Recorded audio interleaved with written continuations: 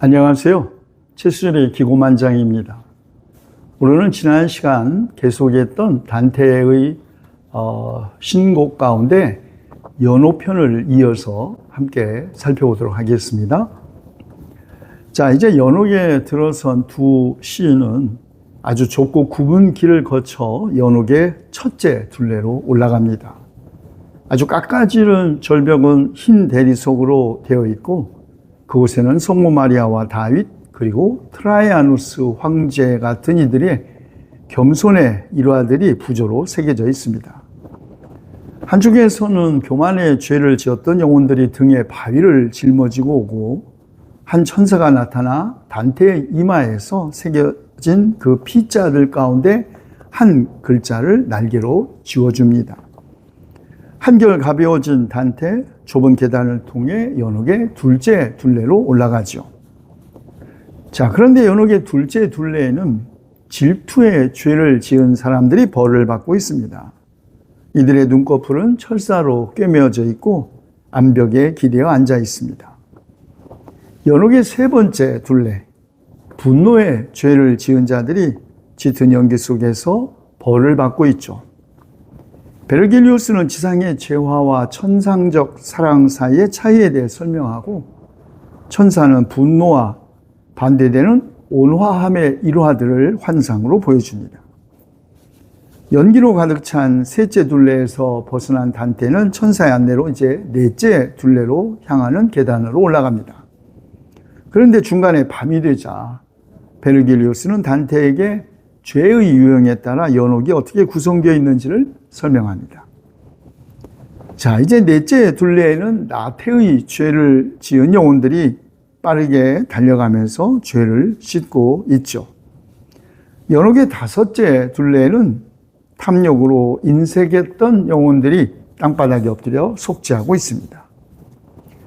여섯째 둘레에는 탐식의 죄를 지은 영혼들이 해골처럼 바싹 마른 모습으로 시인 앞을 지나갑니다. 그런데 그들 중에 포레스의 도나티가 단테를 알아보고 영혼들이 야윈 이유를 설명하고 피렌체 여인들의 도덕적 타락에 대해 비난을 퍼붓습니다. 연옥의 일곱째 둘레로 올라가는 길에 단테는 연옥의 영혼들에게 음식이 필요 없는데 왜 저렇게 야일 수 있는가 질문하고 스타티우스는 육체와 영혼의 본질, 말하자면 육체의 생성과 영혼의 발생, 그리고 죽음 뒤 영혼의 상태 등에 대해서 자세히 설명해 주지요. 일곱째 둘레로 가면서 단테는 불꽃 속에서 영혼들이 순결의 일화들을 노래하는 것을 봅니다. 거기에는 벌을 받고 있는 호색의 영혼들이 있습니다. 그들은 단테가 살아있음을 알고 이야기를 건너는데 다른 한편에서 수간의 죄를 지은 영혼들의 무리가 와서 서로의 죄를 상기시키죠. 해질 무렵이 되자 천사가 시인들에게 불길을 뚫고 지나가라고 인도합니다. 단테는 두려움에 꺼려 했지만 베아트리체를 상기시키는 말에 용기를 내어 불 속으로 뛰어듭니다. 그들은 암벽 사이에 계단을 오르다가 밤이 되자 그곳에서 잠이 들죠. 단테는 꿈에 예언적인 환상을 보고 잠이 깬 세 시인은 지상천국으로 올라갑니다. 그리고 마침내 지상천국으로 들어가죠. 에덴 동산처럼 아름다운 낙원을 거닐던 단테는 맑은 시냇물 건너에서 아름다운 여인 마틸다가 노래를 부르며 꽃을 따는 모습을 바라봅니다. 단테의 요청에 마틸다는 지상천국의 속성과 그곳에 흐르는 두 개의 강에 대하여 설명해 줍니다. 단테는 마틸다를 따라 걸어가는데 숲에서 눈부신 빛이 비추고 노랫소리가 들려옵니다. 그리고 레테강의 맞은편에 7개의 촛대를 선두로 하여 24명의 장로와 4마리 짐승의 호의를 받으면서 그리피스가 이끄는 술에 춤추는 여인들, 노인들의 신비롭고 놀라운 행렬이 나타납니다. 그 신비로운 행렬이 멈추고 장로들의 노랫소리에 맞추어 천사들이 꽃을 뿌리는 가운데 드디어 베아트리체가 내려옵니다. 그녀의 모습에 옛사랑이 다시 불타오르고 단테는 베르길리우스에게 몸을 돌리지만 그는 사라지죠. 베아트리체는 단테에게 오랫동안 그가 올바른 길을 벗어났던 것에 대하여 엄하게 꾸짖습니다. 베아트리체의 책망을 듣고 단테는 부끄러움에 눈물을 흘리며 죄를 고백하죠. 또다시 베아트리체의 꾸지람이 이어진 다음 마틸다가 단테를 네테의 강물 속에서 씻게 합니다. 그리고 4가지 덕성의 여인들과 3가지 덕성의 여인들에게 안내하죠. 마침내 베아트리체 단테를 향하여 미소를 던집니다. 단테는 황홀하게 베아트리체를 바라본 다음 뒤로 되돌아가는 행렬을 따라 어느 나무 앞에 이릅니다. 바로 창세기에서 하와가 그 열매를 따먹은 나무입니다. 베아트리체는 7 여인을 앞세우고 단테와 스타티우스 그리고 마틸다와 함께 가면서 단테에게 앞날에 관한 예언을 들려줍니다. 그렇게 이야기하는 동안 그들은 에우노의 강에 도달합니다. 마틸다의 안내로 단테는 강물을 마시고 완전히 깨끗해진 몸으로 별들을 향해 오를 준비를 하고 이어서 신곡의 천국편이 이어지게 됩니다. 자, 이것이 단테의 신곡 가운데 연옥편에 대한 대략의 줄거리입니다.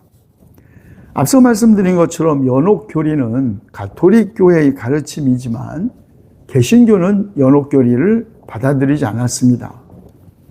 그 이유는 우선 연옥에 대한 성서적 전거가 명확하지 않았기 때문이고 죽은 후에도 정화의 과정을 거쳐야 한다는 것은 자칫 예수 그리스도의 십자가 죽음을 통한 속죄의 불완전성을 전제하는 것이기 때문이었습니다.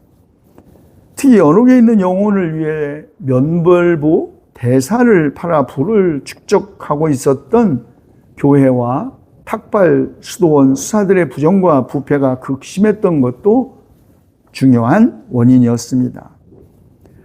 연옥에 대한 이해는 또 개신교 교파들마다 조금씩 다른데요. 루터교는 오직 믿음이라는 교리 때문에 연옥 교리를 강하게 비판했습니다. 제네바의 종교개혁자 칼뱅 역시 연옥 교리를 부정하고 성서에 근거하여 죽음 이후의 상태를 천국과 지옥으로만 명확하게 구분했습니다. 자, 그러면 왜 가톨릭 교회는 지금까지 연옥 교리를 유지하고 있는 것일까요? 그것은 무엇보다 교회의 전통을 중요시하는 가톨릭의 기본적인 입장 때문이지만 연옥 교리는 하나님의 정의가 완전히 실현되기 전에 인간이 하나님의 자비를 통해서 정화될 수 있다는 가능성을 주기 때문이라고 생각합니다. 그렇습니다. 연옥은 그런 의미에서 희망의 장소이죠. 죄인이 죽은 후에도 용서받을 수 있다는 것은 저승을 단지 천국과 지옥으로 양분하는 결정론의 절망으로부터 한 줄기 희망이 될 수 있기 때문입니다. 만일 죽음 이후의 세계가 오직 천국과 지옥만 있다면 살아있는 자들이 죽은 자들을 위하여 할 수 있는 일이 아무것도 없을 것입니다. 이미 천국에 가 있는 자들을 위해서는 더 이상 할 일이 없고 이미 지옥에 가 있는 사람들을 위해서는 더 이상 할 수 있는 일이 없기 때문이죠. 그런데 바로 이 연옥 교리는 산자와 죽은 자 사이를 연결하고 있습니다. 기도를 통한 구원의 가능성과 희망이 바로 그 연결점이죠. 오늘의 세속화된 세계에서 무한 경쟁, 극도의 개인주의와 각자 도생이 지배적인 가치가 되었습니다. 살아있는 사람들 사이의 관계에도 관심이 없는데 하물며 죽은 사람들과의 관계에 과연 누가 또 얼마나 관심을 기울이겠습니까? 그런데 연옥에 대한 믿음은 살아있는 이들이 죽은 이들과의 연대 속에서 그들을 위해 기도하게 합니다.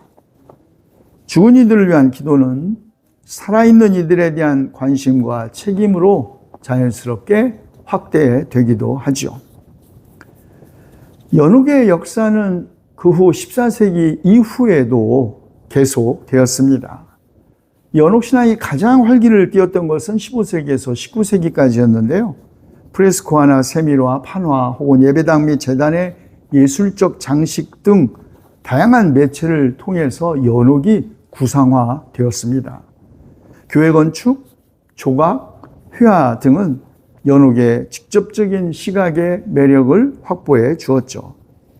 그리고 신앙 및 예배 행위라는 차원에서도 연옥신앙이 발전했습니다. 특히 13세기 말 수녀원들 안에서 연옥신앙은 신비주의의 절정과 연결되어 전개되었습니다. 그런데 시간이 가면서 점차 연옥신앙도 시들해지기 시작했습니다. 그 이후 교회의 주요 관심이 연옥보다는 차라리 영원한 지옥을 보존하는 것이 교회에 유리했고, 지옥에서의 영원한 벌이라는 절대적 무기를 교회가 보존하려고 했기 때문이었다. 프랑스 아날학파 중세 역사의 최고의 전문가인 자크 르고프가 쓴 아주 방대한 규모의 연옥의 역사에서 내린 결론입니다. 연옥에 대한 흥미는 신도들에게도 물론이지만 성직자들에게도 차츰 식어갔습니다. 성직자들 편에서는 연옥이 그 지옥적이고도 물질적인 성격을 잃어갔던 반면에 신자들 편에서는 저승의 중간적 시간에 대한 무관심이 늘어났기 때문입니다. 그리고 죽음을 생각하는 사람들의 저승관, 대부분은 천국과 지옥, 이승의 꿈들의 투영인 천국과 두려움의 투영인 지옥 사이로 축소 혹은 양극화되고 있습니다. 르고프는 그의 방대한 연구서 연옥의 탄생에서 이렇게 시들어가는 연옥신앙을 안타깝게 생각합니다. 연옥은 인간이 꿈꾸어온 섬세함, 공정성, 정확성, 절도, 합리성, 그리고 희망의 자리이기 때문이라는 것이죠. 연옥은 단지 과거의 것이라고 치부하는 때가 그래서 너무 일찍 오지 않았으면 좋겠다. 이런 희망으로 르고프는 그의 연구서 연옥의 탄생을 마칩니다. 살아있는 동안에도 희망을 가질 수 없다면 바로 거기가 살아서 체험하는 지옥이 아닐까요? 지옥 같은 세계에 살고 있는 이들에게 연옥신앙은 변화의 가능성, 살아있는 이들 사이에 그리고 살아있는 이들과 죽은 이들 사이에 연대의 가능성을 여는 교리로서 저는 다시 조명되어야 한다고 생각합니다. 경청해 주셔서 고맙습니다. 다음 시간에는 이어서 단테의 신곡 천국편을 여러분과 함께 살펴보도록 하겠습니다. 고맙습니다.